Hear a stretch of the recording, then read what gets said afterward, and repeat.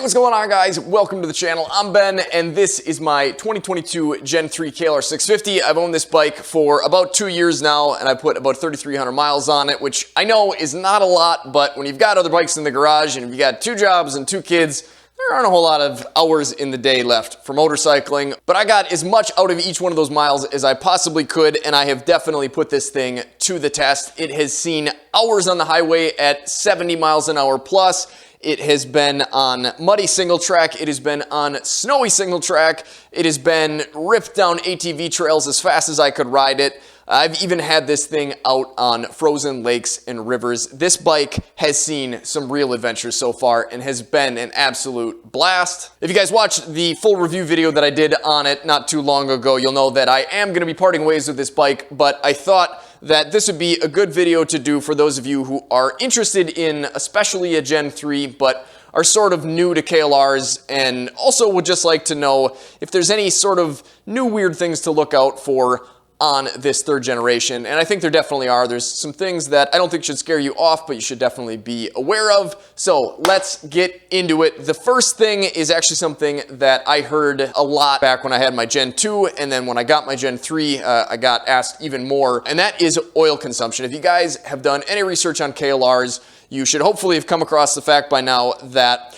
once they get a little bit higher up in miles, or if they're ran a little bit harder, or if maybe you don't do a mod that is also sort of tied to a problem that we'll be talking about in a little bit here, you might notice some oil consumption. Now, I've also heard that just on anything with this big of a piston, it's kind of hard to keep that cylinder round. Again, that's sort of going to tie into the other thing that we'll be talking about here in a little bit. But as far as actual oil consumption goes, my Gen 2 did burn oil when I purchased it. It had about 9,000 miles on it when I bought it. It burned oil the whole time that I owned it. It would burn oil much worse and much faster at like 5,000, 5,500 RPM. On this bike, I have noticed absolutely zero oil consumption. So does that mean that the third generation, they've completely solved the oil consumption problem? I don't think so. It definitely looks good. I've seen other people say that they haven't done any mods to their bikes, they've just ridden it, and they haven't had any problems. And I think that could entirely be true for you if you purchase one of these things and don't do anything about this thing that I keep alluding to, which is the Thermobob mod. And essentially, the Thermobob mod is something that has been designed by KLR riders or a KLR rider to sort of improve the sort of weird cooling system that this bike has. And what I mean by that, and why I say that it's weird, back when I had my Gen 2, the engine would never get up to, I guess what you would call an operating temperature. On that bike, it didn't have a temperature readout, it just had a little coolant gauge, and it went from cold to hot. That needle basically stayed buried below the cold notch, and then anytime I would slow down on a warmer day, that temperature would heat up, that thermostat would open, which if you don't know what a thermostat is, it's basically just a little stop in there that keeps the antifreeze in the radiator from getting into the engine. You need that thermostat in there to let the motor be isolated until it gets up to a temperature that it actually requires cooling, or a good operating temperature. The bike and the motor and everything at speed is almost too efficient in cooling.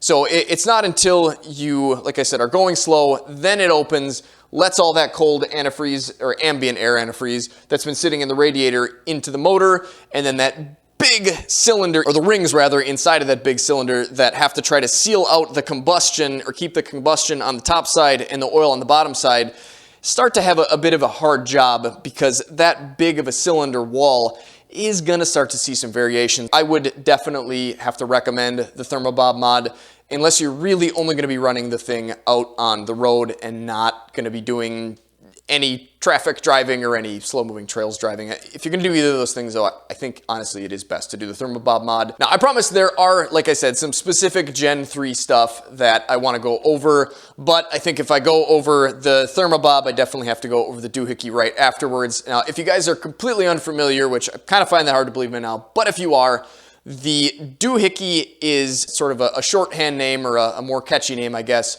for the counterbalancer chain tensioner, which is basically just a little doohickey in there that keeps tension or helps keep tension or helps you adjust the mechanism that tensions the chain inside of the engine. And just like your drive chain on a bike, that chain will eventually start to wear out as it's being used, and what that chain runs is something inside of the motor to sort of balance out the single piston going up and down. So it will essentially kind of try to mimic that weight being thrown around just in a much smaller kind of circular motion. If you ride one of these bikes a little bit harder, if you get sort of unlucky, if you get a bad run of parts maybe, you might run into a problem where either the spring breaks, falls off, doesn't have any tension left in it. I didn't do it on this bike because I didn't have it done on my Gen 2, and I figured I just wanted to see if I could get away with it. I did, of course, make the recommended adjustments. Basically, you have to sort of loosen a fastener that's hidden under a little rubber cap that basically holds that doohickey in place. When you loosen that up and give the case a couple wraps, then everything is supposed to sort of slide into adjustment if that spring is still in there and has tension and everything. That one's kind of up in the air, and that's going to be kind of up to you. Honestly, I think both of those things, the thermobob and the doohickey, do make sense, but it's of course up to the owner of the bike to make the decision whether or not spending the money or the time or paying somebody else to do it is going to be worth it for you, but I do see merit in both. So now on to the specific Gen 3 stuff. I actually received 2 letters now about the fuel pump issues that some people were having on this bike. They actually had enough to do a recall, and if you guys aren't familiar with recalls, if they're going to lose more money by not doing something compared to how much money they would have to fork out to sort of fix the problems, they will make the decision to put out a recall like that. So that's why I got the recall letters for this bike. I've not had any issues with the fuel pump, but essentially what people are saying, or what I've heard anyways, is that the fuel pump, I think, just kind of works intermittently maybe, or just maybe sometimes won't work at all. It also will, I guess, supposedly cause hard starting issues. I don't know if they're saying that it's not priming enough, or it's not sending enough fuel, or it's not sending fuel at all, but you can still get the bike to start. That part I'm a little bit unclear on. So if you guys have any information on that, or if your bike had a fuel pump issue, let us know down in the comment section. I'd be interested to hear. When you turn the bike on, it makes that noise letting you know that it is pressurized and that the bike is sort of ready to fire. If you are in a situation where the bike is not starting, it's always a good idea to listen for that noise or the lack of that noise. And I can sort of recreate that artificially by turning the kill switch off, and then this is what it would sound like. Now, the next thing I have not seen a recall come through for, but it's something that I have seen a lot of people talking about, and that is basically how tight the top nut for the forks has been tightened down. Essentially what that does is sort of sandwich the top steering neck bearing and bottom steering neck bearing and any seals and anything else that's in there, sort of cinches them down tight, and you definitely need some amount of tightness on there so the forks aren't kind of moving around in the steering head. That'd be absolutely horrible for your bearings. But if there's a situation where it's squished maybe a little bit too much, you might get some sort of notchy, sort of funny steering. Essentially, all you have to do to check for that is get the bike up in the air. If the bars steer just fine, all the way from one side locked, all the way to the other side locked, then you should be good to go. Now, this next one, I don't know if it's tied into the fuel pump problems at all. I don't think that it is. I guess maybe in some cases it was, but I've heard a lot, or at least I used to hear a lot, about people with maybe just the 2022s. I'm not sure if it's so much with the 23s, but people having problems where the bike would run fine in summer weather, and then they would get sort of a cold night or a cold morning, or move into kind of the winter months, obviously depending on where you're living. They would run into problems where below, I want to say like 40 degrees, the bike would not want to start for them. It would crank over, it just wouldn't fire. And as best as I could gather, it might actually be something to do with the valves, not necessarily that they're out of spec, but more the cam lobes themselves.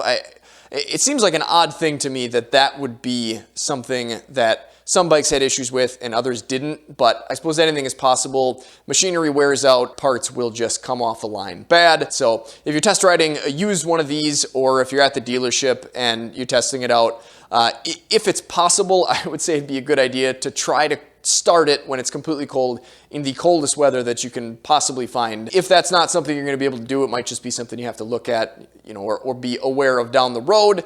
I don't know that it's a huge thing, but again, like I said, it is something that I saw more than a handful of times. So again, this would be a good one if you guys have any information on that. If you've personally experienced it, let us know down in the comments section.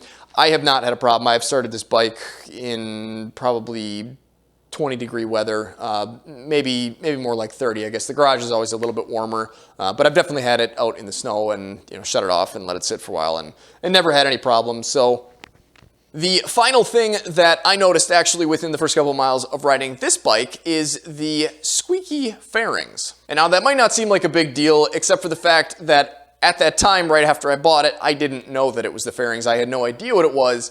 And the last time that I had a squeaking noise coming from a KLR 650, it was back on the Gen 2, and that turned out to be the lower subframe bolts where the subframe on the back of the bike bolted to the main frame somewhere down around the passenger footpegs. On this bike, we have just a completely welded frame and subframe, so I knew it wasn't that, but I was a little bit nervous as to what it might be. I didn't want anything falling off on the trail, and it turned out that it was just simply the fastener underneath this cap, I believe. Definitely wouldn't hurt if you're having that issue to kind of just hit all the fasteners here just to make sure that they're all snug down. I do have one more last issue here, and it's something that I didn't really think was worth putting in this video originally because it's not of the same caliber as the rest of the problems that I've been talking about in this video.